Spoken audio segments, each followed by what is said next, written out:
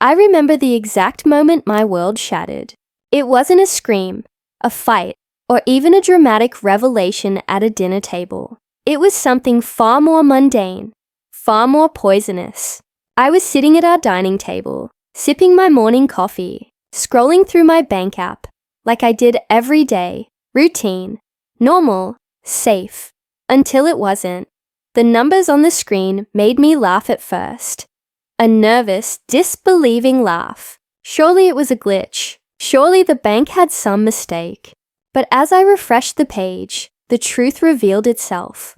Our joint account was empty. Every cent, every dollar we had saved, vanished. Gone. I stared at the screen, my coffee forgotten, my hands trembling, and then my phone rang. His name flashed across the screen.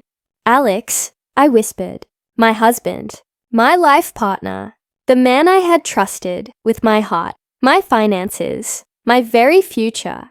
I didn't answer. I couldn't. I needed a moment to breathe, to process. I sat there, staring at the empty balance, my mind racing. How could he do this?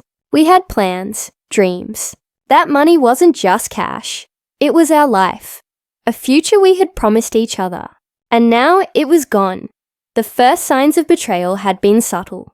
Little things I'd brushed off, laughing nervously when my intuition tried to warn me. The late nights at work he claimed were meetings. The secretive text messages that disappeared the moment I entered the room. The sudden interest in networking events that conveniently didn't include me. I had convinced myself it was paranoia, that my insecurities were getting the best of me. But now, there was no denying it. My husband had vanished, and with him, his secretary, the woman I had smiled and chatted with at company parties. The one he insisted was just a colleague. The woman who had been slipping into his life, slowly, quietly, until one day she walked away with him and left me to discover the wreckage. I felt my chest tighten, my vision narrowing, as if the room itself was shrinking around me. Anger, disbelief, grief, and humiliation collided inside me. The betrayal wasn't just personal, it was public. If anyone found out, if my friends or family learned the truth before I had time to process it, I'd be humiliated, pitied, or worse, blamed. And yet, somewhere beneath the rage and the tears, a cold, deliberate thought began to form. He thought he could ruin me. He had no idea what he was waking up. I remembered the last conversation we had, just a week ago. He had been charming, sweet even, whispering promises about our future, about taking a vacation, about finally buying that house we had been dreaming of. How cruelly ironic that he was whispering lies while stealing our life from under my feet.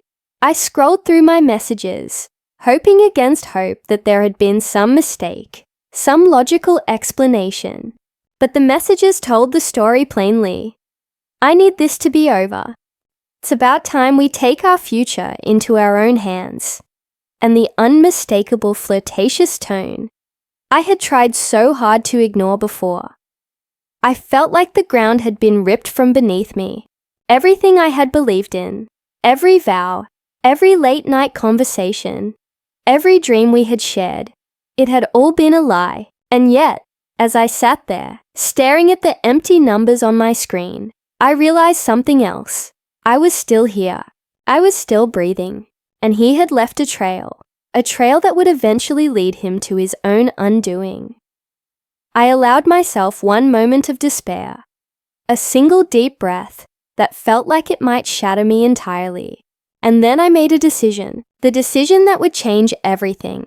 I would not crumble. I would not beg. I would not chase him. I would let him think he had won, while I quietly began to plan a revenge so precise, so devastating, that he would never forget it. Because the truth was simple. Betrayal might have given him the illusion of power, but I still had mine, and I was going to use it. I closed my bank app and stared at my reflection in the black screen of my laptop. The woman looking back at me was the same woman who had been blindsided, heartbroken, humiliated. But she was also someone who would rise, who would strike back, who would take everything he thought he had stolen and turn it against him in ways he couldn't even imagine. And as I picked up my phone and finally answered his call, I didn't cry. I didn't scream. I simply said, "Hello, Alex. So, you finally decided to call." His voice was casual, arrogant, unaware of the storm he had just triggered. And in that moment, I knew that the real story, the real consequences, were just beginning. When the call ended, the silence that followed felt like a physical thing, thick, heavy, wrapping itself around my throat. I sat there at the kitchen table until the light shifted, until the sun moved and the house lost its warmth. And only then did I allow myself to move. The house looked the same photographs on the mantel, same mugs in the cabinet. The couch still crumpled where we'd fallen asleep watching a film 2 nights ago. Everything looked like the life I knew, but I could no longer touch it without flinching. The first hours after discovery are always the cruelest. You think you'll be able to catalogue your reaction, put grief here, anger there, maybe bargain with yourself like you bargain with other people. But betrayal doesn't come with neat boxes. It crashes through every one of them and leaves. Debris you can't clean in an afternoon. Called my mother because my hands were shaking, and she's the only person who can hear the tremor in my voice and know to hang up the dishes and sit on the edge of the bed and not say anything until I am ready. She came over like she always did, fast and steady. And she sat with me in the kitchen where the echo of his name still lingered on the air. We didn't talk about how foolish I'd been for trusting him. Didn't whisper any of the judgment that lives in the mouths of strangers. We just sat. She held my hand, and once, I felt like a child again. And it helped for a little while, but other people don't sit quiet with you. Friends burst in with texts, some supportive, some naive, some deliciously judgmental. "Are you okay? What happened? Call me if you need anything." The barrage felt invasive. I deleted 3 messages that suggested I had been irresponsible with our money. I deleted the one that said, "Maybe you drove him away," like a paper cut. At work, the office moved around me like a different planet. My colleagues were kind. Too kind, maybe. And their eyes held a softness that made me want to hide.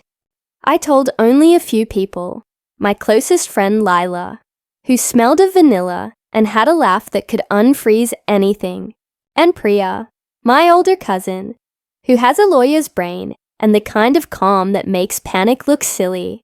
Telling them felt like putting the event into a safe, contained space where it could be examined. Their faces were mirrors. Lila angry in solidarity. Priya already calculating. "You can sue him," Priya said, within 5 minutes of hearing everything. Her mind already doing the thing it always did, breaking a problem into action points. "We'll need bank statements, signed checks, any communication, and don't touch anything financial until we have a plan." Her certainty anchored me. It's funny, when everything falls apart, some people crumble because there's nothing to hold on to. Others find the broken edges and build a new scaffold. I wanted to be the latter, not because I didn't hurt, because I did, in ways I'd never admitted to myself, but because collapsing would be giving him the sweetest victory. That evening, Lila came by with dinner, and we ate straight out of disposable containers on the floor like a sad picnic. The fixation on normalcy helped. The canned laughter at terrible TV sitcoms. The ritual of brushing my teeth. The small domestic things that prove you aren't living a nightmare. Lila went through my phone and found the messages. She didn't read them aloud. She didn't need to. The tone alone told the story. Late night planning. Coy compliments. The kind of language people use when they're constructing a parallel life. I didn't want pity. I wanted clarity. And so the next morning, still raw from sleepless nights, I made a list. Lists are small acts of control. The first line read, "Figure out finances." The second, Do not leave the country. The third, collect evidence. It felt oddly bureaucratic, almost cruelly sterile, to reduce heartbreaks, to bullet points. But that's how I began to manufacture my fight. Priya showed up with a binder and an energy that could clear fog. We'll subpoena his records if we have to, she said, tapping a stack of forms like a drumbeat. She explained in that direct, slightly merciless way lawyers have, that emotional betrayal and financial crimes are often joined at the hip, and that the law liked facts more than feelings. Start with copies of every statement you can get. Pull emails, texts, downloads. If he used business accounts or corporate credit cards, we need to know. She made no promises about results. There were no guarantees, but she promised process. That was enough. As I started rounding up documents, as if cleaning a crime scene, another reality crept in. Gossip. I discovered through an ex-colleague that rumors had started circulating at Alex's firm. People whisper, the office grapevine is an animal with long teeth. I had thought we could control the narrative. I had thought we could protect our privacy. But secrets don't die. They leak, and sometimes they become something else entirely. The humiliation that made the gossip particularly vicious wasn't only prideful. It had practical edges. Banks can freeze accounts. Creditors call. Mortgage payments come, regardless of who emptied the account. The day-to-day costs of living don't pause for betrayal. That fact placed urgency under everything else. Revenge could wait. The lights could not. I hired an accountant, a woman recommended by Priya, sharp and discreet. She looked at the transactions without a flicker and said one sentence that still makes my chest tighten when I replay it. This was planned. That single word, planned, morphed the isolation in my stomach into a furious clarity. It wasn't a moment of weakness on his part. It wasn't a panic-driven grab at cash because of a sudden need. It was long con, incremental transfers, shell payments, an eventual sweeping of the account. They had been careful. They had been cold. And that meant there was a pattern. And patterns leave fingerprints. I learned things I had not wanted to know. I learned that while I had been folding laundry and organizing family birthdays, they had been mapping our life into spreadsheets and spreadsheets into exits. I learned that the secretary, Jessica, as I'd heard her called in the dreaded whispered conversations, had been traveling on company expense reports that didn't quite match what they reported. I learned that Alex had opened accounts in other names. I learned, with a small, almost clinical shock, that men who sleep with teeth like that often plan their disappearances the way they plan their affairs. With a smuggled meticulousness, anger is a strange fuel. For the first time since I saw the empty account, I felt the heat of it as something useful, rather than purely destructive. It gave me direction. It kept me awake. It burned away the hesitation. I stopped thinking about us and started thinking about the logistics of him. People keep saying revenge, as if it's a single, big moment, the big reveal, the dramatic confrontation in a restaurant with the chandelier swinging overhead. Real revenge is rarely cinematic. It's patient and legal and utterly maddeningly mundane. It's subpoenas and bank holds and carefully placed calls. It is not revenge for revenge's sake. It is revenge's bookkeeping. I held on to my everyday rituals like a talisman. Showering, making coffee at the exact same time, answering work emails professionally. This steadiness was, in itself, a small rebellion. People expect collapse. Denying them that spectacle kept their attention off me. Just long enough to prepare. At night, I allowed myself the soft luxury of weeping alone. In the shower, where tears mix with water and wash away the day in lines, I let myself be small and human.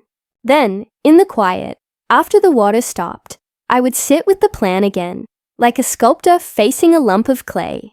It's a delicate balance, letting grief exist without letting it calcify into a paralysis that would make me do nothing.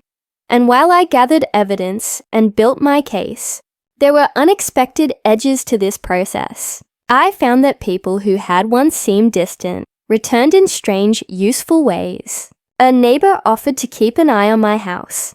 Lila's cousin worked in cybersecurity and ran a preliminary audit on my devices. Priya connected me with someone at the bank who could, with the right legal pressure, trace transfers.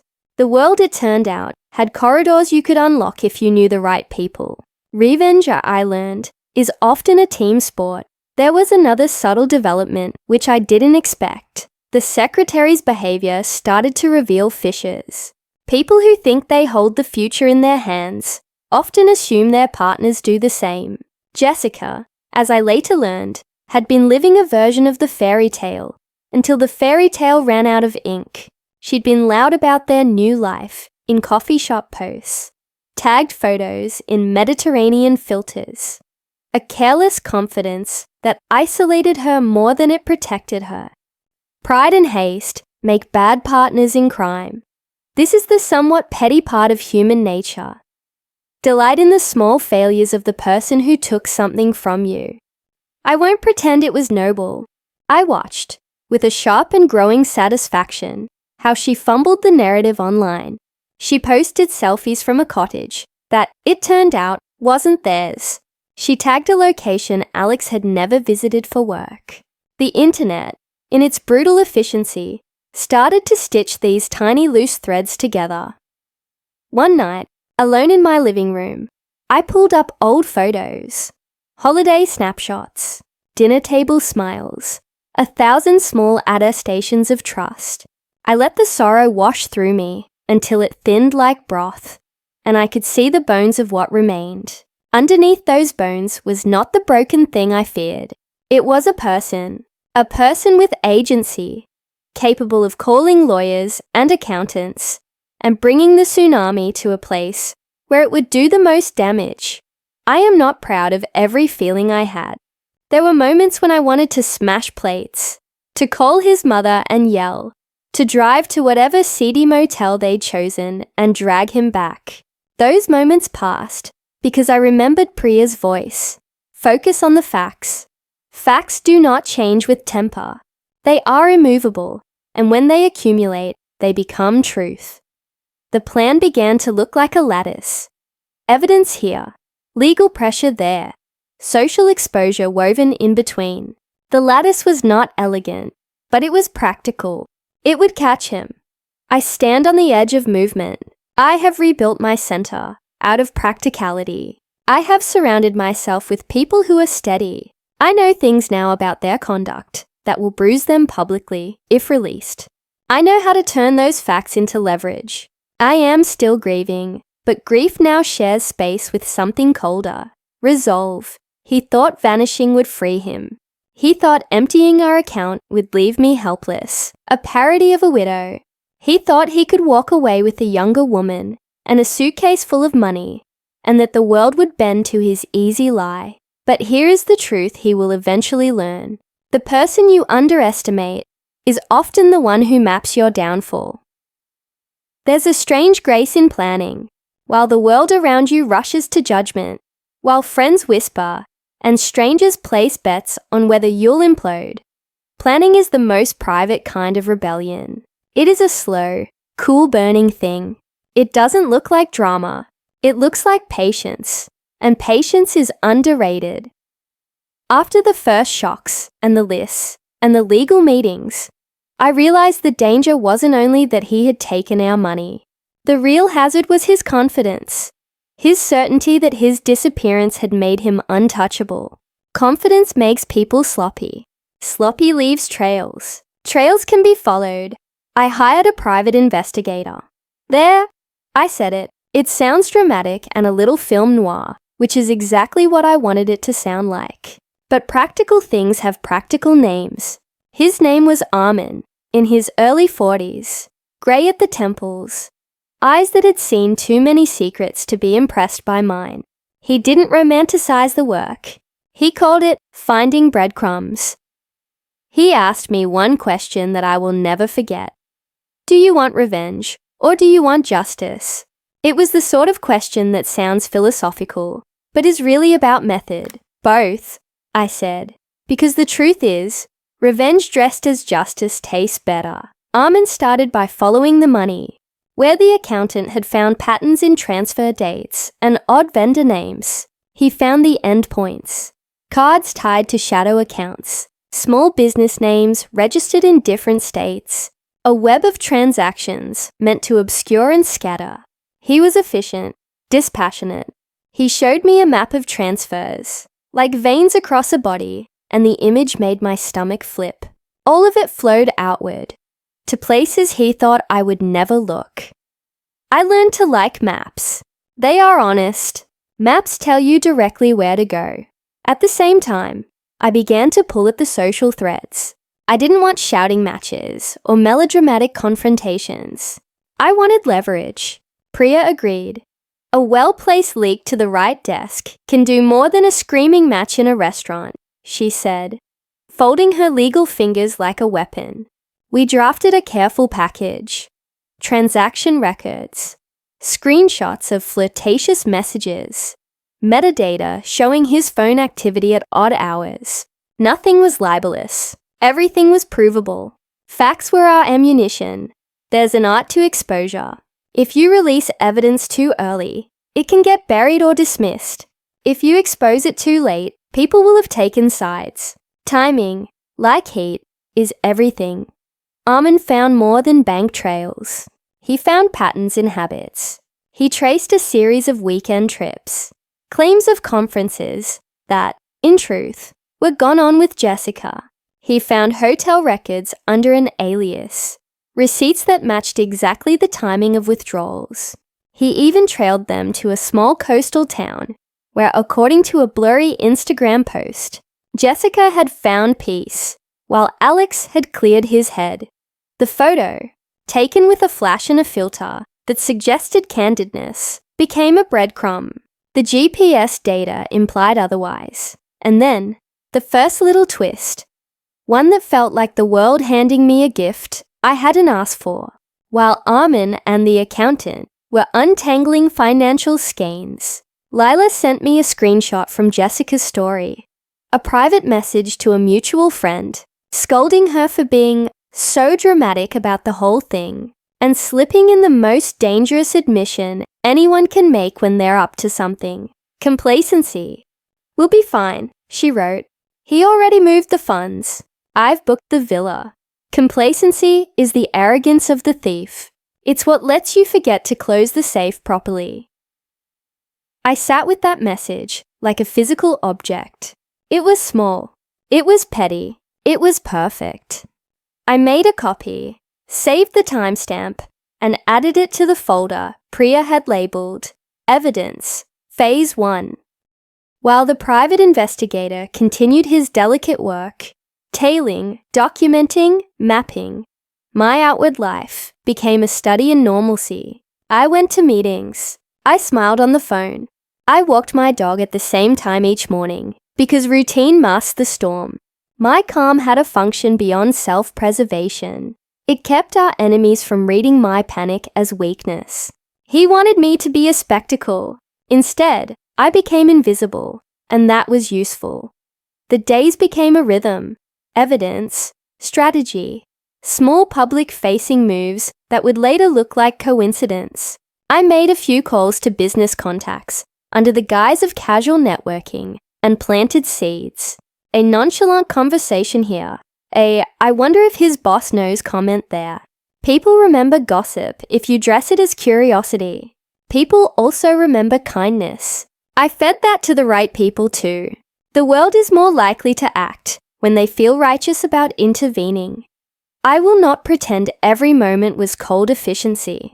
There were nights when the house became a cave and I could hear the echoes of our life, his footsteps, the clink of pots, the terrible way he used to hum when he thought I was asleep.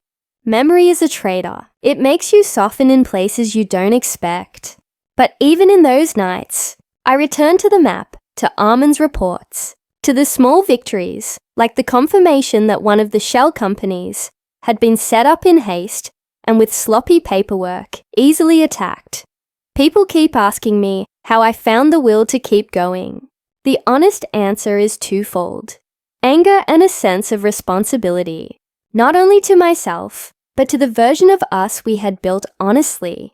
He stole not just money, but the dignity I had owed my own hard work. That felt like a theft against everything I had been taught about self-worth. One afternoon, an unexpected call changed the tempo. It was a senior manager at Alex's firm, someone I'd met once at a holiday party. He was careful on the phone, professional even, but there was a tremor of curiosity. "We've received some inquiries," he said, "and some unusual expense claims tied to certain accounts. I'm not accusing anyone. I'm just seeing if we should look into a pattern." I didn't speak too fast. I didn't reveal everything. "If you want, I can share what I have," I offered. He hesitated, right where I wanted him to, and then asked for a meeting. That meeting was the first crack in the armor of the company that had protected Alex's professional reputation. Companies are terrified of scandals. Their first instinct is damage control. Once the company began to sniff trouble, their priorities shifted. They sent auditors, engineers, people with spreadsheets, and the ability to make quiet calls that ripple loudly. While the corporate gears turned, I continued to weave smaller threads. I found a former assistant of Jessica's who had been quietly unhappy about the way expenses were managed. She agreed, after some careful reassurance, to share what she knew. The assistant's testimony was modest but credible. Odd reimbursements, receipts with the wrong client names, a pattern of expense report that favored certain vendors who, as it turned out, were the very shell businesses Alex used. It felt like dominoes. A few credible knocks, and suddenly the structure wobbled. And then came a revelation that made my breath catch. A single transfer that had been routed through a fintech app. It wasn't much by the company's standards, but it was a bridge. The app had strict KYC, know your customer, rules. But at some point, Alex, clever, arrogant Alex, had thought he could mask things by using a convenient service. The company responded to subpoenas slowly, as companies do. But once they started cooperating, the trail widened into a road. We began to see outbound accounts with identifiable endpoints, small but real. This is when the tone of the story shifted. It no longer felt like a private grief. It felt like the unmasking of a con. The arc of my revenge started to incline toward exposure. Exposure isn't the same as humiliation, although the two are often tangled. Exposure is transparency. Exposure is the light that shows what was hidden. The law likes exposure because facts become provable. People like exposure because it often comes with social repercussions. Both appealed to me. I started to sense a change in Alex's behavior too. Small signals, filtered back through the grapevine. His father called me twice, first in anger, then in a softer tone that suggested he was being briefed and didn't like what he was hearing. Friends of theirs, who I had assumed oblivious, started asking polite, portentous questions. Jessica stopped posting daily. Her captions shortened. The villa photos disappeared like someone trying to wipe a slate. There was, however, a twist I hadn't anticipated. Not from them, but from within my circle. Armin discovered that one of the shell companies had a minority shareholder who was, oddly, connected to someone in Alex's immediate family. The implication was explosive. Alex had tried to shield assets by using familiar faces as buffers, assuming familial loyalty would guarantee discretion. It's crude and common. Use your mother's friend, your cousin's neighbor, but it is also perilously stupid. Blood in the end is not a contract. We had the leverage we needed. Evidence of the transfers, corporate expense irregularities, social breadcrumbs indicating the affair and the escape. But I had one more internal rule. Never humiliate in a way that would only satisfy me.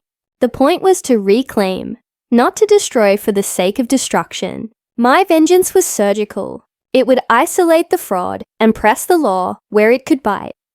So I waited, but I didn't do nothing. I prepared. I sharpened. I cross-checked facts. I rehearsed what I would say if he ever called again. I imagined his smug voice, and I prepared to be a person who would not crumble. It felt like preparing for war, without the theatrics. Sober, exact, and merciless in its efficiency. The calm before the strike was not empty. It was full of work.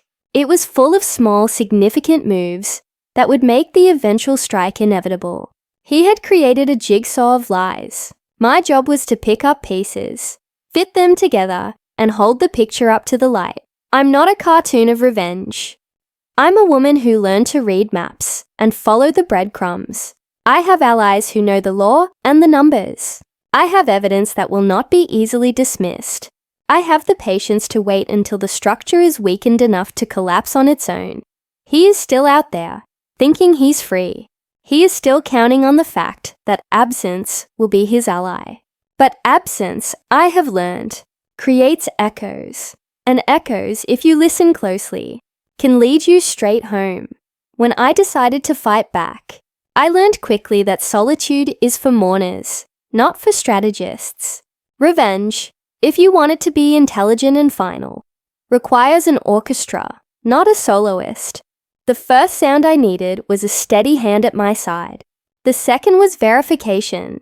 People who could turn suspicion into something that looked like truth on paper. The third was discretion. I already had Priya, Lila, Armin, and the accountant. An unlikely quartet that together felt like a small government. But there were gaps. There are always gaps. A carefully placed ally can turn an investigation from a slow crawl into a fast, inevitable tumble. So I started widening the circle, deliberately and with caution. The first person I approached was Mara, a friend from my MBA cohort, who now ran a modest boutique advisory firm. She'd always had a taste for numbers, in a way that felt like poetry. "Data tells stories," she used to say. I called her, careful not to mention names, and described a hypothetical. Suppose someone siphoned funds through convoluted vendor payments. How do you trace the flow if all the usual endpoints are washed through shell entities? Mara didn't ask why. She merely said, "Send me what you have." The kind of people you want on your side are the ones who don't dramatize. They act. In 2 days, she returned with an analysis that turned our nebulous suspicion into a sequence of plausible paths. She cross-referenced vendor IDs, IP addresses on invoices, and bank routing numbers. Some of those little technical breadcrumbs connected to corporate vendors that had offices in cities Alex's company had never done business with. It wasn't sensational on its own, but it made the pattern incontrovertible. Next, I reached out to someone I had never expected to need, an old friend of Alex's, Ravi, who worked in compliance at a multinational bank. I was careful with him. No emotional pleas, no accusations. I asked about policy and procedure, how banks monitor rapid, unusual transfers, what flags exist for sudden mass withdrawals. He agreed to be a sounding board. More importantly, he gave me something practical. A list of the sorts of documentation that would force a bank to act quickly. Formal complaints filed in a particular way. The right legal language to trigger KYC rechecks. And the contacts for escalation. Having Ravi's quiet competence on our side felt like installing a lock with a spare key. People underestimate how often professional courtesy becomes an ally. It isn't illegal. It's simply knowing how systems react and having the right contacts to move them. I used that knowledge ruthlessly. Priya and I constructed complaints that were technical, tight, and impossible to dismiss as the ravings of a scorned spouse. The bank responded. Small holds were placed. Questions were asked. The first electronic stopgap appeared. a temporary freeze on outgoing transfers from one of the accounts we'd identified. But I didn't just recruit professionals. I also needed people with softer leverage, the kind who could make social consequences sting. Reputation is a currency as real as money, and he had been spending it like he had more than he did. I contacted a colleague from Alex's volunteer committee, someone who'd always been prouder of their public image than their private truth. I delivered a discreet note, a non-accusatory summary of events, and the phrase, "You might want to be aware." And she called me within an hour, voice tremulous. The difference between that call and Priya's was that this one had the potential to unsettle Alex socially. People who suddenly find the ground shifting under their feet react in ways that create space for the law to move. I also made a decision to speak to the one person everyone assumes they shouldn't, Alex's mother. It felt taboo, dangerous even, but I had to admit something honest to myself. Family is sometimes the place where truth hits hardest. If his mother found out from me, instead of from gossip, maybe she would pull him back, or at least make his father less willing to shield him. The call was awkward, measured like glass. Her hurt was raw and complicated. She had always loved him with the merest tremor of indulgence that mothers give to their grown children. I listened more than I spoke, and the conversation was not cathartic. It was practical. I told her what I could. Facts, dates, transfers. Without theatrics. She didn't reply with guilt or promises. She spoke with the weary caution of someone who had seen marriages fail in less dramatic ways. She asked for evidence. I promised to deliver it. Her silence after that conversation felt heavier than anger. It felt like a potential consequence. The secretary's circle required a different approach. Jessica seemed, from everything I had collected, both bold and brittle. Bold enough to post screenshots of holidays, brittle enough to crumble under pressure. I found someone who had worked with her at a charity gala. They weren't sympathetic to Jessica's lifestyle choices, but were willing to speak about discrepancies in expense reporting and travel logs. The assistant's testimonial, given under the right circumstances and with proper legal protection, became a key piece of the mosaic. They confirmed things Armin had suspected. Reimbursements for vendors that didn't exist. Hotel stays listed under client names that could not be corroborated. It's funny how allies come with different moral weights. Some joined because they wanted the right thing to happen. Some joined because they wanted to be right or to protect their own reputations. And a few, frankly, joined out of petty delight. Human motivation is messy. Use it. Small break came unexpectedly from a place I had neglected, our home financial advisor. He had always been polite, professionally indifferent, the sort of man who files papers with the same expression he uses to brush his teeth. I called him, and with feigned calm, requested copies of any documents he had relating to our accounts. He pushed back at first, citing confidentiality. But when I mentioned the potential for fraud and that legal documents were in motion, he folded. His records were useful.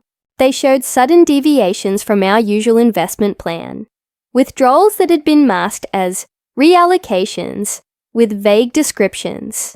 These reclassifications were the sort of thing that could be explained in a hurry, if you had plausible deniability. Ours didn't. And then, the twist that felt like a door opening.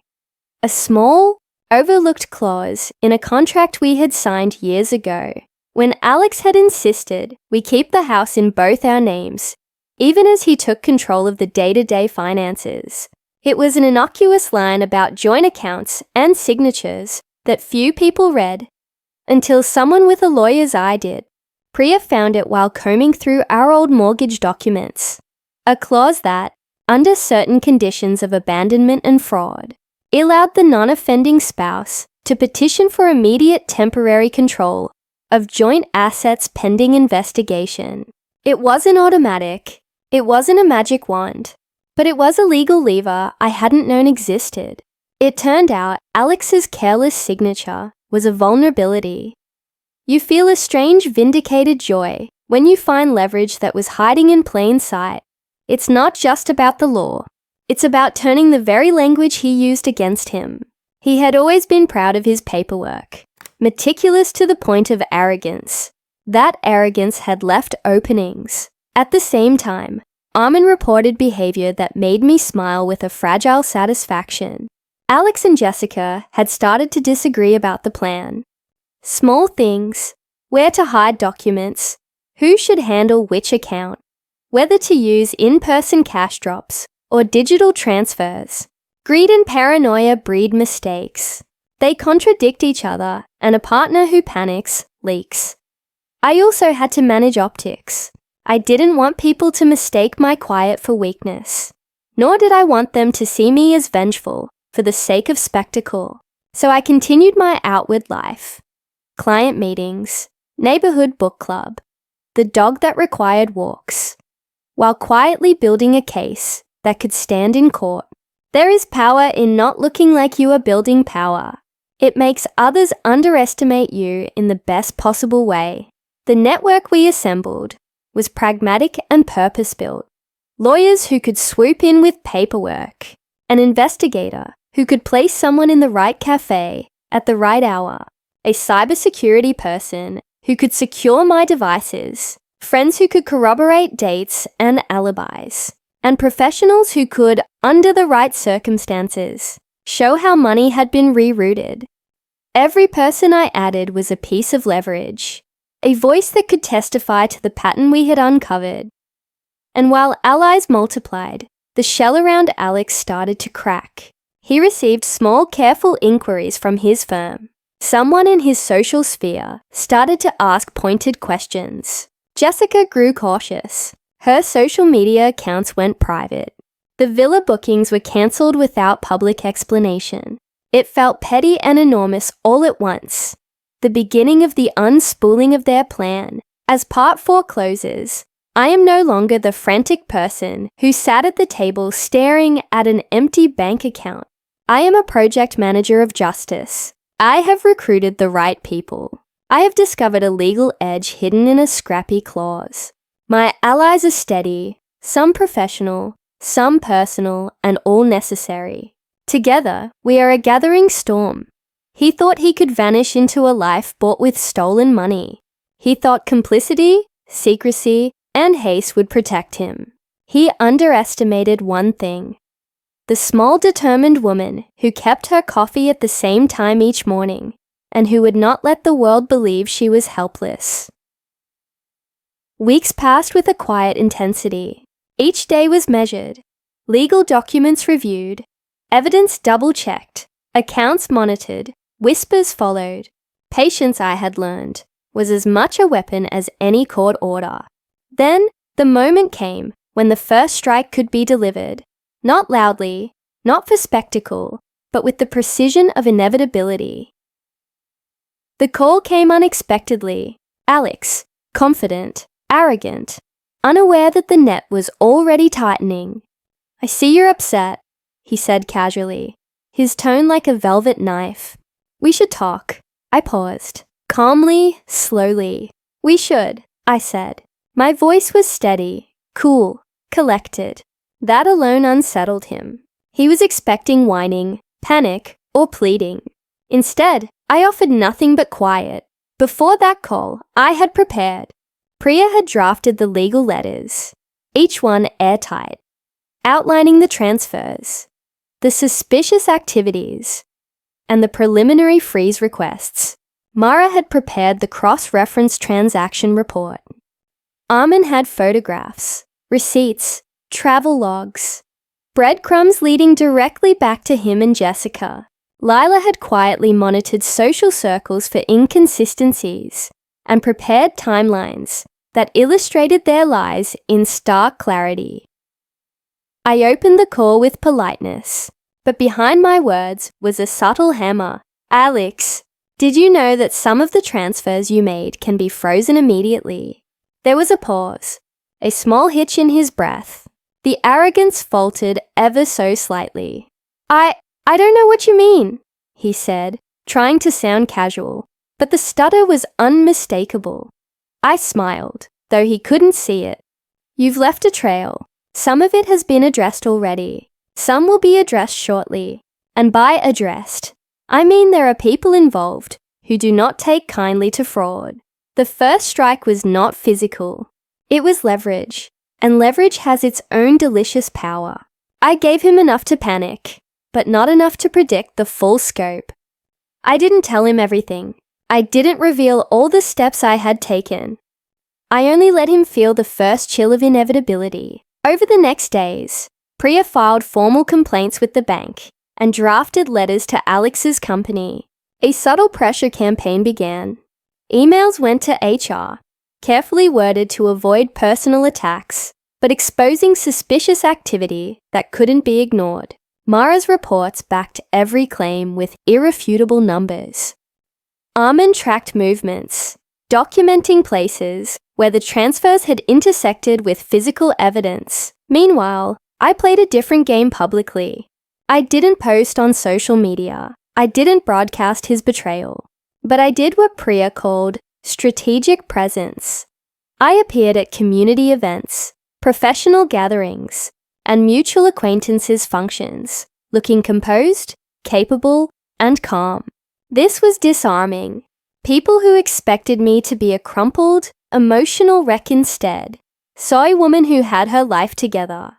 It made whispered questions carry more weight. Jessica, too, began to feel the strain. Her casual, confident posts vanished. Her usual bravado faltered in private circles. She began to question the path she thought she had secured. I didn't speak to her. I didn't need to. The network of people I had prepared did the work quietly, ensuring she was aware that her actions had visibility, and visibility breeds caution and mistakes. Alex made his first error in underestimating the situation. Thinking I was acting alone, he tried to move more funds through yet another shell account. But Mara had already identified the path. Priya ensured the bank preemptively flagged the transaction. By the time he realized the move had failed, panic flickered in his messages, thinly veiled by false confidence. It was intoxicating, in a precise and controlled way, to see him flounder, not because I wanted him humiliated, but because the balance of power was shifting. He had assumed absence, and theft equaled freedom. He had assumed that lies and haste would protect him. He was learning, slowly, that control is never one-sided. Then came the second piece of the first strike, his corporate reputation. A discreet email to HR detailing the suspicious transactions, with cross-referenced supporting documents from Mara, went out. Nothing accusatory, nothing dramatic, just facts and timelines. HR responded immediately. Compliance opened an investigation. Suddenly, the man who had thought himself untouchable was subject to scrutiny from professionals trained to notice inconsistencies. I watched his carefully constructed world wobble. Each small domino, a flagged transaction, a cautious HR inquiry, a hesitant social contact, added up. I didn't need to shout. I didn't need to confront him in public. I simply let the system I had built work as designed. Even psychologically, the first strike was a revelation. Alex began reaching out nervously, asking questions through ambiguous channels, sending messages designed to test my mood and patience. Each time I replied with calm authority. I let him sense that his control had been lost, that I had anticipated, prepared, and acted. He didn't know the full scope. He couldn't know. That uncertainty was the most effective weapon of all. By the end of the first strike, I felt a rare clarity. Revenge is a process, not a single moment. The initial moves were always the hardest, breaking the shock of betrayal into actionable steps. But seeing them take effect, even partially, was a validation of patience and planning. It was also a reminder there was much more to come. The first strike had rattled him, but I knew that private pressure alone wouldn't guarantee the outcome I wanted. People like Alex are clever, arrogant, and slippery. They retreat, but they also regroup. To truly dismantle the illusion of control he believed he had, I needed exposure. Not loud, not malicious, but strategically public. A reveal that would force accountability without sacrificing discretion or legality. The first piece of exposure came through his company. The HR investigation was underway, but I made sure it didn't remain a quiet internal matter. I sent carefully drafted summaries of suspicious transfers and metadata inconsistencies to the senior compliance manager, highlighting procedural risks to the company itself. The tone was neutral, professional. Here's what we've noticed. For internal review, nothing accusatory, just facts. The company acted fast. Audits were launched, and for the first time, Alex's professional network began to notice irregularities. What I didn't anticipate was how quickly his colleagues began talking.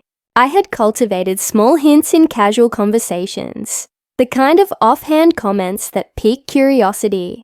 A former client mentioned seeing discrepancies in vendor reports.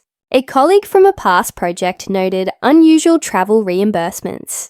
People connected dots themselves, and the narrative of Alex's disappearance began to crystallize in the minds of those around him. Then there was Jessica. While I had initially ignored her, her complacency became my weapon. I monitored her social media subtly, tracing patterns that revealed inconsistencies between her posts and reality. Pictures supposedly from lavish trips were geotagged incorrectly. Locations didn't match the timestamps. Minor slip-ups became evidence of carelessness. I made notes and added screenshots to the growing dossier. Her pride had blinded her to the fact that someone was watching, and I was always watching. I also began planting small, deliberate seeds in my own social circle. I wasn't ready to broadcast the betrayal, but I shared carefully phrased anecdotes with trusted friends and colleagues. Stories that highlighted suspicious patterns without naming names. The whispers spread quietly. By the time news reached people who might indirectly influence Alex or Jessica, curiosity and concern had begun to gather like storm clouds. Meanwhile, Alex and Jessica started to show cracks under the first signs of public exposure. He sent panicked messages, trying to gauge how much I knew, how far the audits had gone, and how many people were aware of their missteps. She, on the other hand, grew tense and defensive, reacting with irritation and paranoia. Small mistakes multiplied. A forgotten email, a mismatched invoice, a careless social media post. They all fed into the mosaic of evidence I was compiling. I kept my tone calm in every interaction with both of them. Anger, I had learned, is a blunt instrument. Calm precision is a scalpel. I replied to Alex's messages with carefully measured statements, hinting at consequences without revealing my full hand. The auditors will want to see everything, I wrote in one response, letting him imagine the scope of what I had uncovered. I'm sure they'll notice any discrepancies. That was enough to make him hesitate. The second layer of exposure came through subtle social accountability. I contacted a mutual acquaintance, someone who had professional respect for both Alex and Jessica, and shared with them select verified facts. Again, nothing libelous, nothing dramatic. The acquaintance acted predictably. They raised the issue with the right people in a neutral tone, ensuring that the information carried weight. By the time Alex realized the ripple effect, it was too late. His professional and social worlds were beginning to converge in scrutiny. One twist I hadn't fully anticipated. Jessica started suspecting that someone was orchestrating these exposures. She began reaching out to people she thought might be on my side, trying to gather intelligence. Every call she made, every attempt to probe, left digital traces. I quietly collected them. The more she panicked, the more evidence I accumulated. Her own paranoia was fueling my dossier. As the exposure progressed, I started to notice a psychological shift in Alex. He went from arrogance to anxiety, and then to a creeping desperation. He called less frequently, sent fewer messages, and began second-guessing decisions he had once made with complete confidence. It was satisfying, of course, but it also served as a warning. Public exposure is a delicate dance. Push too hard and people can double down. Push at the right pace, and they unravel themselves. Meanwhile, my allies continued to work quietly. Mara refined the financial trail. Priya prepared supplementary legal documentation.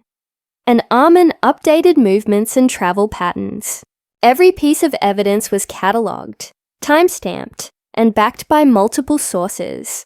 The network of accountability was expanding like a web, invisible until it caught the wrong person. By the end of this phase, the first wave of exposure had accomplished its purpose. Alex and Jessica were no longer untouchable. Their freedom to maneuver had narrowed significantly. The house of cards they thought they had built, the illusion of secrecy, the confidence in their plans, was starting to collapse under the weight of professional scrutiny, social whispers, and meticulously gathered evidence. I sat back one evening, reviewing the growing dossier, and felt the first real taste of empowerment. The betrayal that had once felt like an abyss now looked like a path, one I could navigate with strategy, patience, and precision. They had set the stage. I was now controlling the play. With the first strike and public exposure underway, I knew the next phase had to be psychological. Revenge isn't just about freezing accounts or filing complaints. It's about dismantling the illusion of control your betrayer believes they have. Alex and Jessica had relied on secrecy, confidence, and arrogance. My job was to quietly erode each pillar. I began with subtle communication. I never shouted or threatened. I didn't need to. One carefully worded email to Alex could speak volumes. I trust the auditors are being thorough. Let me know if there's anything you'd like to clarify. Innocuous to anyone else, but a hammer to him. Every message was timed, carefully calibrated to remind him I was watching without revealing my full hand. Jessica's slip-ups multiplied. Armin documented her attempts to remove traces of their escapades from social media. Each deletion, each careful edit was noted, time-stamped, and stored. Every attempt to cover up left a breadcrumb. It was like watching a panicked animal try to erase its footprints from the sand. Messy, desperate, and revealing. I also began a careful campaign through mutual acquaintances. Subtle questions, offhand comments, and casual observations seeded doubt. People began noticing inconsistencies on their own. It wasn't gossip, it was awareness. The beauty of this tactic was that it wasn't traceable back to me, and yet it had an undeniable effect. Alex and Jessica started second-guessing each other.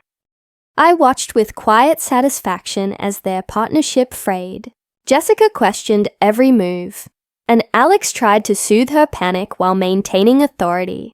Each time he failed, I noted it. Their tension created openings. Meanwhile, Priya and Mara strengthened the legal framework. Priya prepared letters that were ready to go should Alex attempt to transfer more funds. Mara refined the audit, filling in gaps and cross-referencing. With new findings from Armin, my arsenal was growing, not just in size, but in precision. One evening, I received a call from an unexpected source. A colleague of Jessica's who had grown uncomfortable with their extravagance. She had noticed discrepancies and wanted to come forward. I carefully guided her through the process, ensuring her testimony would be credible and useful without exposing her to risk.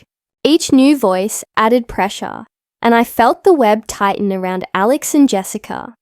But psychological warfare wasn't just about pressure. It was about perception. I ensured that my public persona remained calm, capable, and composed. No one outside the inner circle had reason to doubt me. The illusion of control remained mine, while theirs slipped. Friends and acquaintances started noticing their tension, their subtle errors, and their increasing isolation. Then came a crucial twist, a financial misstep that Alex hadn't anticipated. In his panic, he attempted a hurried transfer using an unverified account. Armin caught it in real time, and Priya immediately filed the necessary injunctions. Alex and Jessica were forced to confront the fact that their financial maneuvers were now monitored and restricted. Panic set in. The psychological impact was profound. Alex's calls became desperate, his messages shorter and more cautious. Jessica's confidence crumbled under the weight of small, consistent reminders that their freedom was gone. I didn't need to speak. The walls they had built around themselves were closing in. In this phase, patience was my greatest ally. Each small slip, each hesitation, each panic-induced mistake became evidence, leverage, and fuel for the next step. I had become a quiet storm, invisible yet unstoppable, shaping their actions without ever raising my voice. By the end of this week, it was clear. The illusion of control Alex and Jessica had relied on was shattered. They were reactive, cautious, and fearful, and I was ready for the next phase, the moment where all the pieces I had meticulously gathered could be aligned for maximum impact. With psychological pressure mounting, it was time to set the trap. The pieces were in place: legal documentation, financial evidence, social pressure, and their own growing paranoia. All that remained was to orchestrate the moment where the consequences would become undeniable. The plan was simple in theory, but precise in execution. I scheduled a meeting with the bank, ensuring that their compliance officers were fully briefed and prepared to act. Priya drafted final letters ready for submission. Mara updated the financial audit with the latest irregularities. Armin tracked their movements to ensure no sudden escape attempts. Every ally knew their role, and timing was everything. I initiated contact with Alex under the guise of civility. His arrogance was still present, though more tentative now. "We need to discuss finances," he said casually, as if we were partners negotiating a mundane business matter. I replied in measured tones. "I'm happy to discuss, but there are processes already in motion." That statement alone set the trap.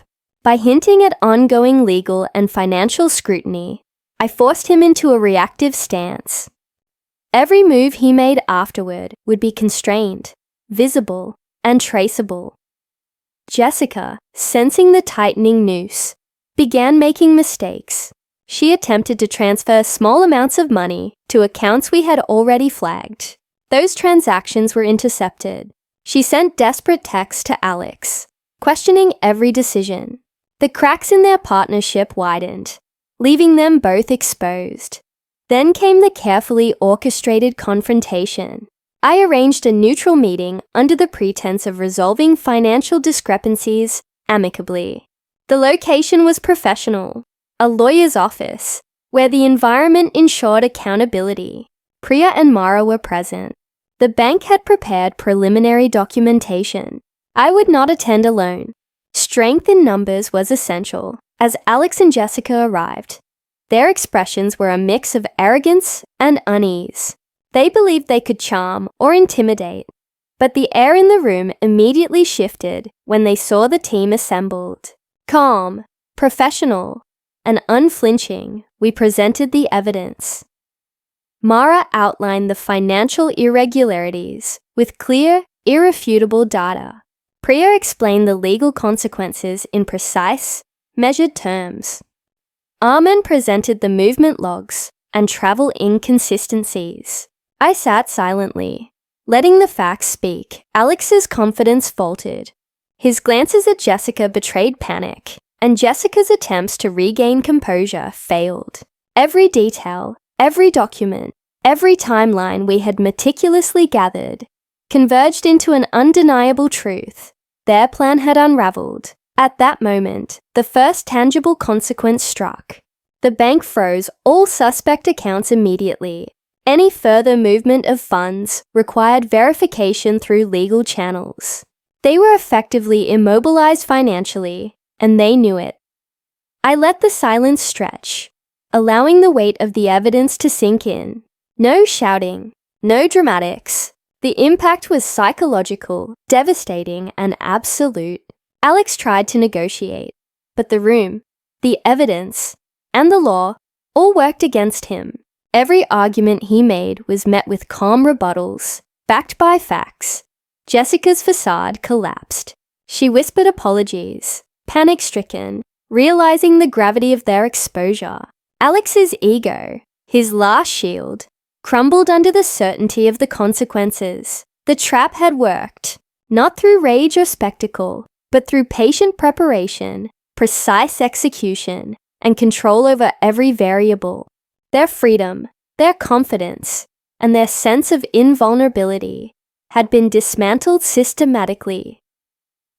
This was the culmination of weeks of planning, evidence gathering, and subtle manipulation. Revenge, I realized, is not about theatrics. It is about methodical inevitability. And now, having set the trap, I could watch as the consequences unfolded, knowing that every step had been guided by my careful strategy. The aftermath of the trap was swift and undeniable. Once the bank froze the accounts and the company's compliance team escalated the investigation, Alex and Jessica found themselves in a world where every action was monitored, every decision scrutinized, and every misstep documented. Alex reached out to me, his voice trembling, a rare crack in the armor of arrogance he had worn for years. "Please, can we talk? I can fix this." I let him speak. Calmly, I reminded him that the law had taken over, that attempts to fix anything without proper channels could worsen their position, and that the path forward was no longer in his control. I didn't shout. I didn't beg. I simply stated the facts and let the reality settle in. The consequence of betrayal is accountability. Meanwhile, Jessica began to realize her complicity carried weight beyond her imagination. Friends and colleagues who had once envied her now whispered, questioned, and distanced themselves. The social support she had relied on evaporated almost overnight. Every post she attempted to make, carefully edited, every interaction measured, but it was too late. The narrative had shifted irreversibly.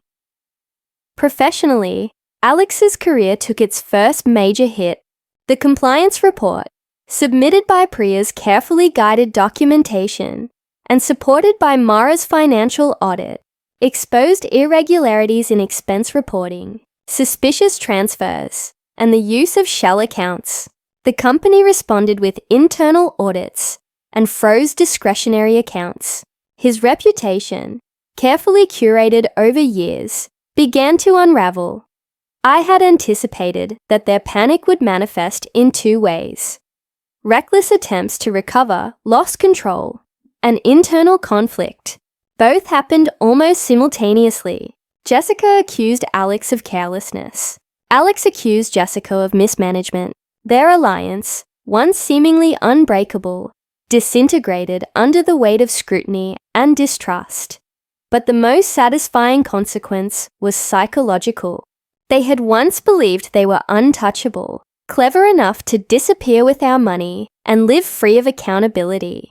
That illusion was gone. Every glance, every hesitant phone call, every defensive word revealed fear, doubt, and regret. I remained composed through it all. No emotional eruptions, no melodrama. My outward life continued, seemingly unaffected, while inside, every small ripple of their panic reinforced the inevitability of justice. Friends noticed my poise, my calm strength, and the air of quiet triumph I carried. The legal and financial consequences continued to build. Alex and Jessica faced formal inquiries, potential restitution claims, and growing social isolation. Attempts to bypass restrictions only worsened their situation, creating more evidence and strengthening our position. It was in those quiet moments, As I watched them scramble, that I realized something profound. Revenge isn't merely about punishment. It's about reclaiming power, dignity, and control. The betrayal that once threatened to define me had become the catalyst for asserting my strength. By the time they grasped the full scope of the consequences, it was too late. Every action they had taken to protect themselves had already been anticipated.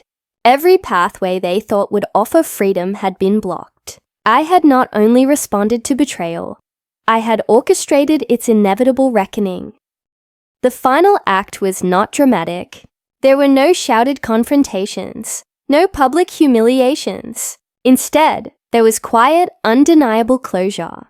Alex and Jessica, stripped of the illusion of freedom, were left to navigate the consequences of their choices. The bank maintained the freeze on the accounts, the company's investigation was underway, and the legal system had been alerted.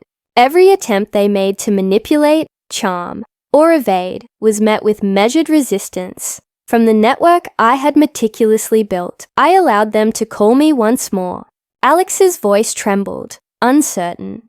"Can we talk?" No, I interrupted, calm, controlled. "Everything has been addressed. The consequences are in motion. There's nothing more to negotiate. Actions have weight, and you must live with them." The line went silent. I felt a release, not revenge in its loudest form, but the profound satisfaction of equilibrium restored. Betrayal had been answered with precision, patience, and strategy. I had reclaimed what was mine: dignity, control, and peace of mind. In the days that followed, life returned to its rhythm. I continued my work, my friendships, my routines, and for the first time in weeks, I felt a lightness I hadn't known while navigating fear and anger. The storm had passed, leaving clarity in its wake. The lesson was clear. Betrayal can devastate, but preparation, patience, and strategy can transform despair into empowerment. I had learned to read the breadcrumbs, follow the trails, and anticipate the moves of those who believed themselves untouchable. I had built a network, gathered evidence, and executed a plan with precision. In the end, justice and personal reclamation had aligned. Alex and Jessica became cautionary figures, warnings to others who might assume that absence, secrecy, or deceit could protect them.